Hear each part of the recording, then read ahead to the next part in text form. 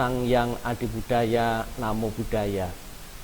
Bapak Ibu, saudara sekalian yang saya hormati, pada kali ini saya akan membawakan sebuah renungan, yaitu di mana umat Buddha dan para biku sehari setelah merayakan Hari Raya Asada, para biku memasuki masa yang disebut dengan masa wasa. Masa wasa ini adalah masa musim penghujan di India, bahwa di mana di saat musim penghujan para biku menetap di satu wihara, di satu kuti atau pondok kurang lebih selama 3 bulan. Masa wasa ini ditetapkan oleh Sang Buddha. Ada beberapa ketentuan-ketentuan yang harus dijalankan oleh seorang biku di saat memasuki masa wasa. Kita bisa melihat di saat musim hujan, bukan saja di India pada waktu itu, namun di Indonesia dan juga di belahan dunia ini, di beberapa tempat musim hujan akan menyulitkan aktivitas baik itu aktivitas usaha, pekerjaan, maupun bagi para biku yang sedang berkelana. Tentunya karena mengalami beberapa kendala-kendala di saat para biku berkelana, dan juga untuk kepentingan para biku sendiri, di mana setelah sepanjang tahun menyebarkan ajaran Sang Buddha, kemudian para biku memasuki retret untuk lebih mendalami Dhamma Sang Buddha.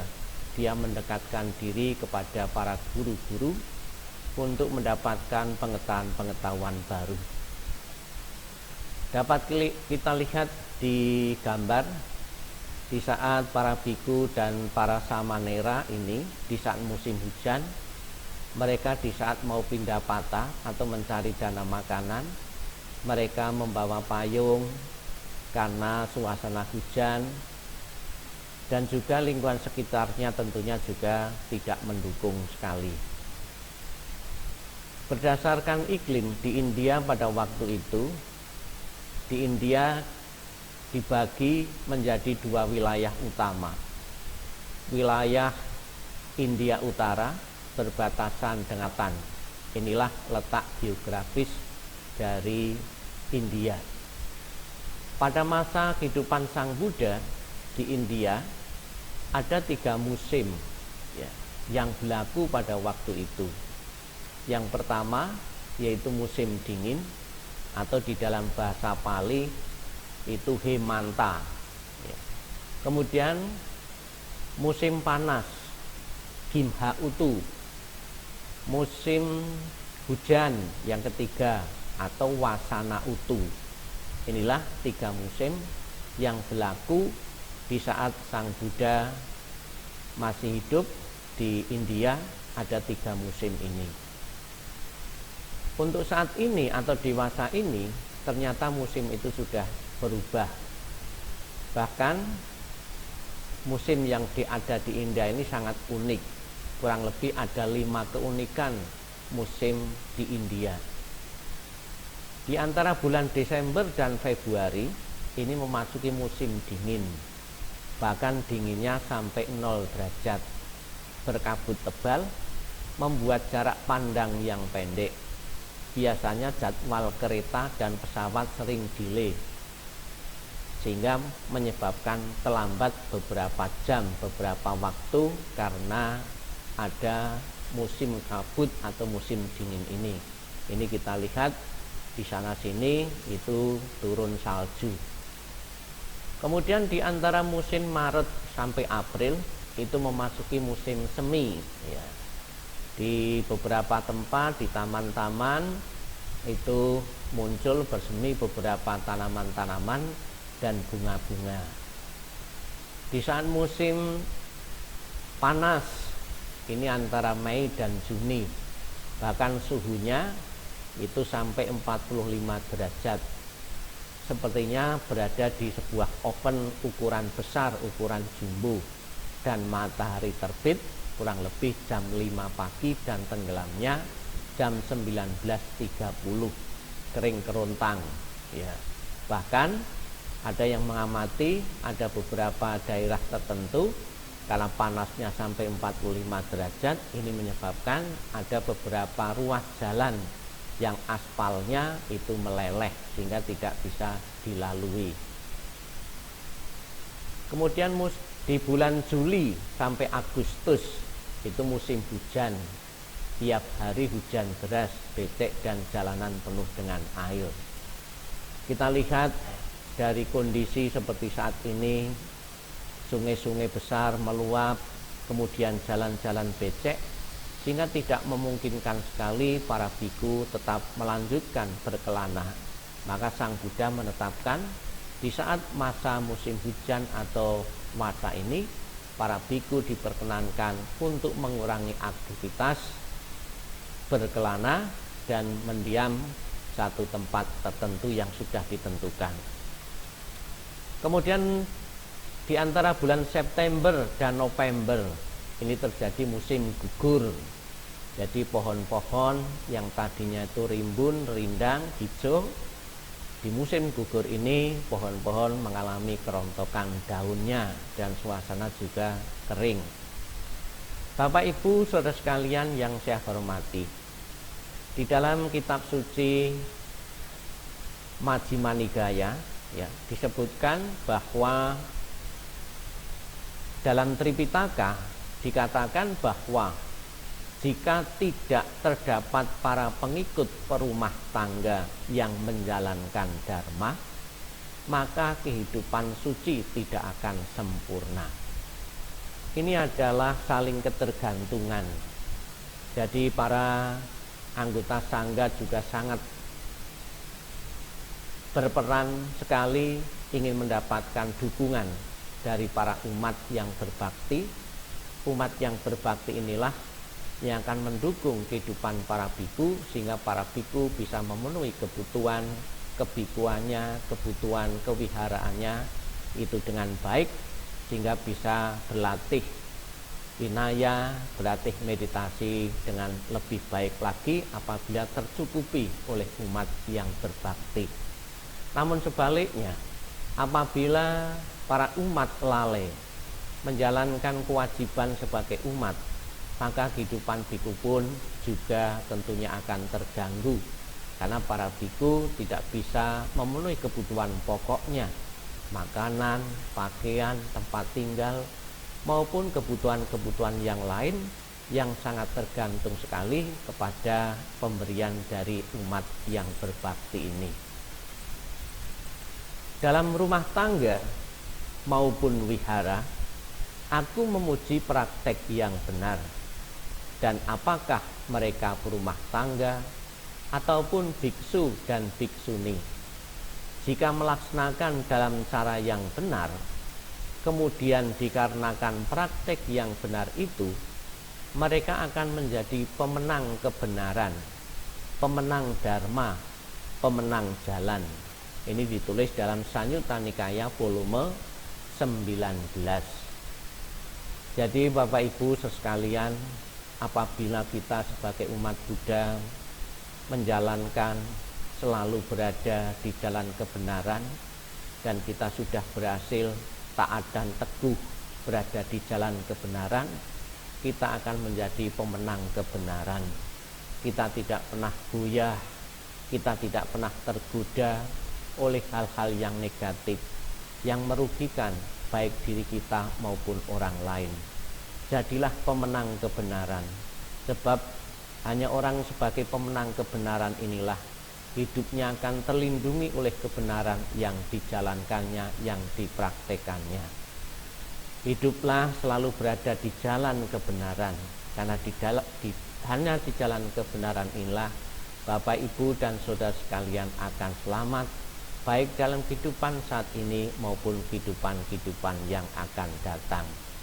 Agar kita selalu selamat, agar kita selalu sebagai pemenang kebenaran, tentunya kita harus sebanyak mungkin berlatih Buddha Dharma dalam kehidupan sehari-hari.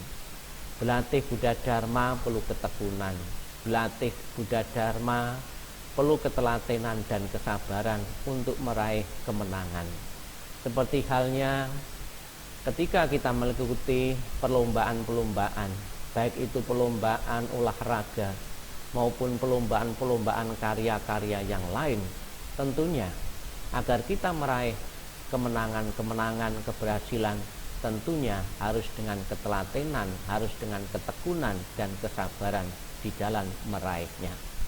Yakinlah Bapak Ibu, dengan ketekunan, dengan ketelatenan dan juga kesabaran, kemenangan-kemenangan dalam kehidupan ini akan kita raih.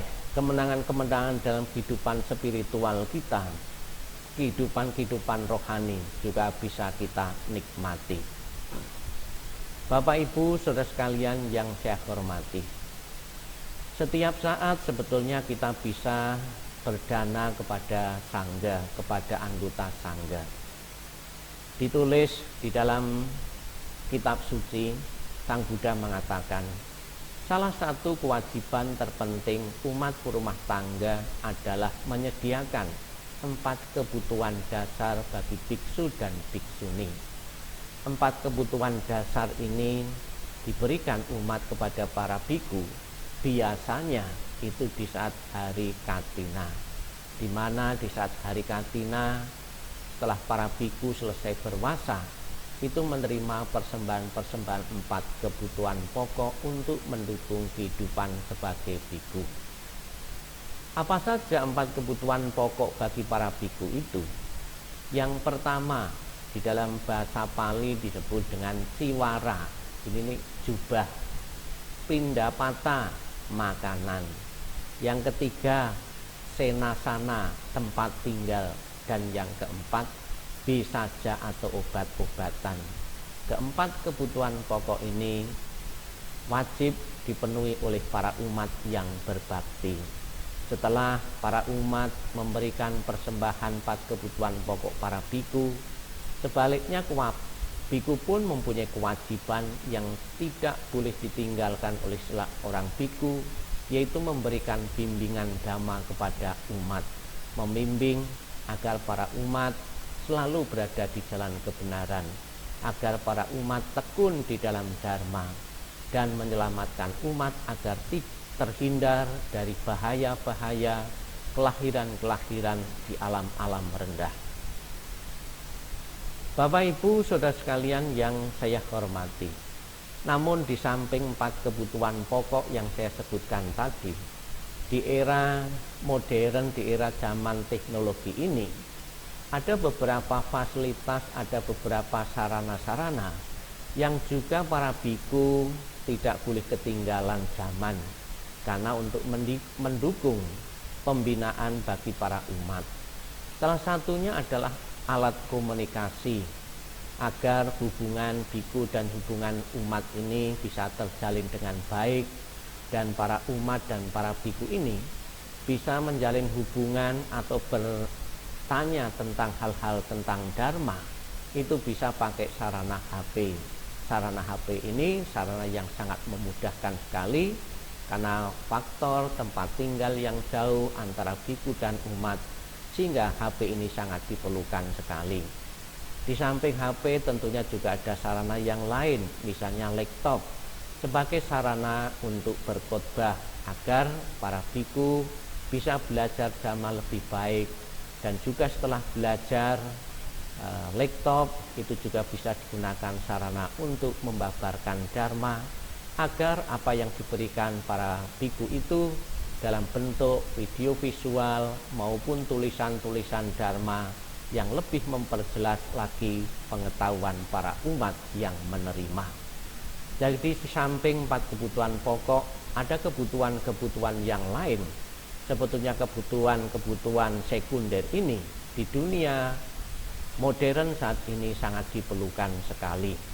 Sehingga kalau kita lihat, hampir semua biku memegang HP, hampir semua biku punya laptop sebagai sarana untuk membina bagi para umat Buddha, untuk memudahkan pembinaan para umat Buddha agar lebih mudah dalam melakukan praktek kewajiban seorang biku, yaitu membina umat Buddha. Para biksu dan biksuni memberi bimbingan dan teladan spiritual bagi umat berumah tangga. Dalam bentuk apa biku memberikan bimbingan-bimbingan kepada umat dan teladan spiritual bagi para berumah tangga? Tentunya di saat-saat ini, seperti saat pandemik seperti saat ini, di COVID-19 ini, kita tidak bisa berkumpul secara langsung di wihara atau di satu tempat. Sarana yang memudahkan agar dharma itu tetap dikumandangkan, agar dharma ini tetap terpelihara dan lestari, maka para biku mengadakan siaran Zoom, ya, mengadakan siaran di internet maupun bikin video-video YouTube, sehingga dharma itu tetap bisa diikuti oleh para umat, sehingga umat pun tidak ketinggalan tentang agama Buddha, umat tidak ketinggalan tentang pengetahuan-pengetahuan dharma, sehingga wawasan dan pengertian para umat di saat pandemi ini tetap bisa terpelihara dan lebih baik lagi. Sang Buddha mengatakan dalam Anguttara Nikaya, kalian seharusnya tidak puas dengan pikiran, kami telah memberikan keperluan sangga.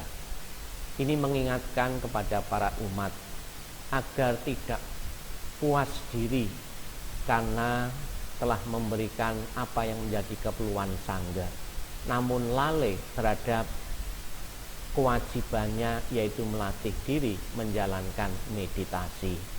Bagi para umat, meditasi ini sangat penting sekali. Beberapa hal yang Buddha harapkan dari pengikut berumah tangga yang tulus adalah termasuk melakukan pekerjaan yang baik, memiliki integritas dalam menjalankan bisnis, menjadi sahabat sejati bagi orang lain. Ini ditulis dalam Digha Nikaya 3 188. Jadi Bapak Ibu Saudara sekalian, lewat sabda Sang Buddha ini, kita hendaknya sebagai berumah tangga harus mempunyai ketulusan di saat kita berdana, di saat kita melayani, di saat kita bertemu dengan orang lain, dengan masyarakat, adalah dengan penuh ketulusan. Di saat kita mempunyai pekerjaan pun juga mengerjakannya, melakukannya bukan asal-asalan. Jika pekerjaan itu kita kerjakan asal-asalan, tentunya hasilnya juga tidak memuaskan. Kemudian juga kita harus mempunyai integritas, kejujuran, kesetiaan, ya, kepada orang lain di dalam menjalankan usaha dan bisnis pekerjaan yang Bapak Ibu jalankan. Dan juga di samping kita bekerja berbisnis, juga menjadi sahabat sejati bagi orang lain. Sahabat, dikala orang lain mengalami susah, kita sanggup menemani, sanggup membantu. Dikala orang lain kesulitan, kita pun juga sebagai penolong untuk meringankan beban penderitaan mereka. Itulah harapan-harapan berumah tangga yang diajarkan, yang dianjurkan oleh Sang Buddha agar kita mempunyai integritas yang tinggi sebagai umat Buddha. Integritas, ya, artinya tidak dapat dipisahkan dengan kejujuran. Jadi jika kamu melakukan pekerjaan secara tidak jujur, artinya kamu tidak memiliki integritas yang baik. Bapak Ibu saudara sekalian yang berbahagia, kita lihat dewasa di zaman modern ini mencari orang pandai mudah. Namun saat ini mencari orang yang betul-betul jujur dan mempunyai ketulusan dalam bekerja, dalam membantu orang lain, dalam meringankan orang lain, itu bukan satu hal yang mudah. Namun bagi umat Buddha, di saat kita puja bakti selalu diingatkan, di saat membaca Karanemetta Sutta, pesan moral Sang Buddha tentang cinta kasih dan kasih sayang yang universal yang harus kita praktekkan. Di dalam bait pertama dikatakan kita hendaknya benar-benar jujur, tulus dan benar-benar jujur. Sang Buddha menegaskan tentang benar-benar jujur. Ini membuktikan begitu pentingnya kejujuran itu dalam kehidupan kita sehari-hari, dalam kehidupan kita bermasyarakat, maupun dalam kehidupan di tengah-tengah keluarga. Di samping itu, sebagai umat Buddha, kita juga harus mempunyai kepekaan sosial, yaitu kita peduli, kita perhatian kepada saudara-saudara kita yang sedang mengalami penderitaan, yang sedang mengalami sakit. Kita hendaknya juga wajib mengunjungi dan menghibur orang-orang yang sakit. Ini ditulis dalam Sanyutta Nikaya volume 408. Dari sabda Sang Buddha ini menginspirasi bagi kalangan umat Buddha untuk membentuk tim-tim doa, tim-tim untuk membesuk para umat Buddha yang sedang sakit, baik itu yang dirawat di rumah masing-masing maupun yang dirawat di rumah sakit. Kita berikan dukungan moral agar penderitaan mereka berkurang. Kita berikan dukungan moral agar keluarga merasa terhibur, dan juga agar yang sakit segera pulih dari kesehatannya. Inilah contoh nyata yang sudah dipraktekkan oleh umat Buddha. Bagi yang belum, Bapak Ibu sekalian, saling mengunjungi atau membesuk orang yang sakit ini perlu kita lakukan segera agar umat Buddha, terutama yang sakit, merasa diperhatikan dari wihara, merasa diperhatikan dari komunitas umat Buddha, sehingga mereka menjadi umat Buddha betul-betul merasa diperhatikan dan dilayani dengan baik. Melaksanakan retret meditasi dari waktu ke waktu ditulis dalam Sanyutta Nikaya volume 19. Singkatnya, mempraktikkan jalan mulia berunsur 8 secara dalam dan luas. Di samping kita harus mempunyai kepekaan sosial, salah satunya yaitu mengunjungi saudara-saudara kita yang sedang sakit. Namun juga kita jangan lupa untuk membina diri, yaitu melakukan retret meditasi di waktu-waktu tertentu. Kita sering diajarkan oleh beberapa para biku, para bante, maupun para romo, ataupun tenaga-tenaga pengajar tentang praktek meditasi. Meditasi ini di samping membawa manfaat bagi kita, akan membuat pikiran kita tenang, akan membuat pikiran kita bahagia dan damai, namun juga sebetulnya bermanfaat bagi orang lain. Dengan saat kita sering bermeditasi, wajah ekspresi kita penuh keceriaan dan tidak mempunyai satu beban persoalan. Ini juga akan membuat orang lain pun akan merasa bahagia dan happy. Meditasi ini diajarkan oleh Sang Buddha. Di samping untuk mendapatkan ketenangan batin, namun juga mendapatkan pandangan terang. Dua tujuan dari meditasi Buddhis inilah hendaknya kita kembangkan dan kita latih dari satu tahap ke tahap. Semoga dengan sesering mungkin kita melatih bermeditasi ini benar-benar membawa manfaat. Pikiran kita tidak kacau. Masyarakat lingkungan sekitar kita yang melihat kondisi ketenangan batin kita, yang melihat ekspresi wajah kita, penampilan kita, itu pun juga damai, dan kita bebas dari ketakutan dan kecemasan, karena kita bisa menikmati kehidupan saat ini dengan bahagia. Di samping kita bermeditasi untuk diri sendiri, tentunya juga jangan lupa memancarkan welas asih dan cinta kasih yang kita miliki kepada makhluk-makhluk, terutama kita tujukan kepada makhluk-makhluk yang dalam keadaan menderita. Semoga mereka selalu berbahagia dan sejahtera. Di beberapa wihara setelah puja bakti biasanya rutin ada meditasi, namun cuma beberapa menit. Ini adalah untuk mengenalkan praktek meditasi yang juga harus dilatih berlanjut di rumah masing-masing.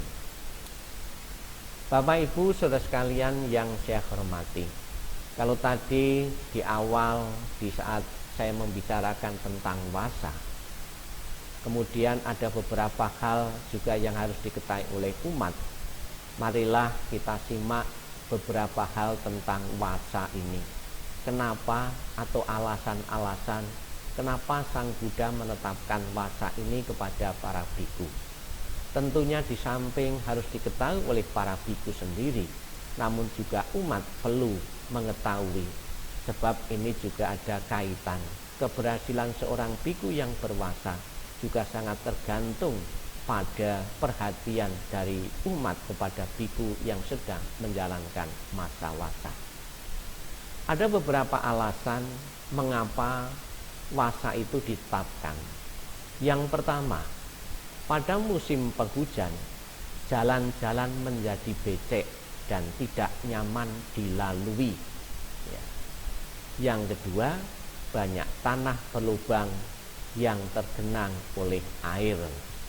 Jadi ketika para biku mau membina dari satu wihara ke wihara yang lain, dari satu kelompok umat Buddha kelompok yang lain, di saat musim penghujan itu banyak jalan-jalan yang tergenang oleh air dan juga tanah berlumpur, tanah penuh air, sehingga apabila para biku tetap berjalan tentunya akan menemui kesulitan-kesulitan, jubahnya cepat kotor, kemudian juga para biku kakinya juga penuh dengan lumpur, dan juga bermacam-macam kesulitan yang kita temukan di saat musim penghujan. Maka pantaslah kalau Sang Buddha menetapkan di saat musim penghujan ini para biku untuk menetap atau masuk dalam masa wasa. Periode waktu bagi para biku untuk berdiam di satu tempat tertentu selama 3 bulan musim penghujan, inilah yang disebut dengan masa wasa. Jadi masa wasa ini lamanya kurang lebih 3 bulan. Dan para biku selama 3 bulan ini akan belajar dhamma lebih intensif. Para biku di saat masa wasa akan menekuni meditasi lebih tekun lagi, lebih intensif lagi. Dan saat masa wasa ini para biku mendekatkan pada guru untuk menerima ajaran-ajaran yang baru, sehingga nanti setelah masa wasa selesai dan para biku siap lagi untuk berkelana, para biku sudah mendapatkan pengetahuan tentang dharma, hal-hal yang baru yang perlu diberikan kepada para umat. Melihat ini, masyarakat mengkritik dengan mengatakan, ini asal mula kenapa Sang Buddha menetapkan masa wasa. Mengapa para biku Sakyaputa, murid-murid Sang Buddha, mengadakan perjalanan pada musim dingin, panas, dan musim hujan, sehingga mereka menginjak tunas-tunas muda, rumput-rumputan, serta merusak kehidupan yang sangat penting dan mengakibatkan binatang-binatang kecil mati. Tetapi pertapa-pertapa lain yang walaupun kurang baik dalam melaksanakan peraturan atau winaya, namun mereka menetap selama musim hujan. Ini adalah masukan atau kritikan dari pertapa lain, dari anggota lain tentang para biku yang tetap berkelana di saat musim hujan. Kita bisa lihat Bapak Ibu di saat musim penghujan, di situ banyak penduduk yang sedang bertani. Kalau di masa musim kemarau mereka tidak bisa bertani. Di saat musim hujan inilah pada masyarakat penduduk itu mulai bertani. Mereka menanam, mereka bercocok tanam. Ada beberapa biku di saat melakukan perjalanan itu untuk menggunakan jalan pintas. Akibatnya ada melewati ladang-ladang penduduk yang tidak sedikit, tidak sengaja kaki-kaki biku itu menginjak beberapa tunas-tunas muda yang ditanam oleh penduduk atau masyarakat pada waktu itu. Kemudian juga di saat musim penghujan, banyak binatang-binatang atau serangga-serangga yang tidak sengaja terinjak oleh kaki-kaki biku. Padahal seorang biku tidak boleh membunuh. Sekalipun ini pembunuhan tidak sengaja, tentunya juga apabila tidak ditetapkan wasa menetap satu tempat, para biku membuat kerugian atau penderitaan bagi makhluk lain. Maka Sang Buddha untuk mengurangi atau menjawab kritikan dari masyarakat itu atau keberatan masyarakat pada itu, Sang Buddha menetapkan masa wasa bagi para biku atau para siswa-siswanya. Sang Buddha mengatakan, "Oh para biku, terdapat dua masa untuk memasuki masa wasa. Yang pertama, yang awal dimulai sehari setelah purnama di bulan Asalhi. Ini dikenal dengan Hari Raya Asada. Yang kedua, sebulan setelah purnama di bulan Asalhi. Itulah dua periode untuk memulai musim hujan." Setelah para biku membacakan Patimokkha pada hari purnama di bulan Asalha atau Asada, para biku mereka mengambil tekad untuk berdiam selama masa wasa. Setelah itu para biku tidak diperkenankan bepergian dalam waktu 1 malam selama 3 bulan. Bapak Ibu saudara sekalian yang saya hormati, itulah tentang penjelasan awal tentang masa wasa dan kewajiban hal-hal yang perlu diketahui oleh para umat yang berbakti untuk mendukung kehidupan para biku. Semoga renungan ini akan bisa menambah pengertian pemahaman Bapak Ibu saudara sekalian yang mungkin saat ini masih berada di rumah, sekalipun sudah ada kelonggaran PSBB, dan mudah-mudahan kita semua bisa segera berkumpul di wihara untuk melakukan puja bakti maupun melakukan kegiatan-kegiatan rohani yang lain di wihara. Sabi sata bawantu sukitata, semoga semua makhluk hidup berbahagia dan sejahtera. Sadu, sadu, sadu.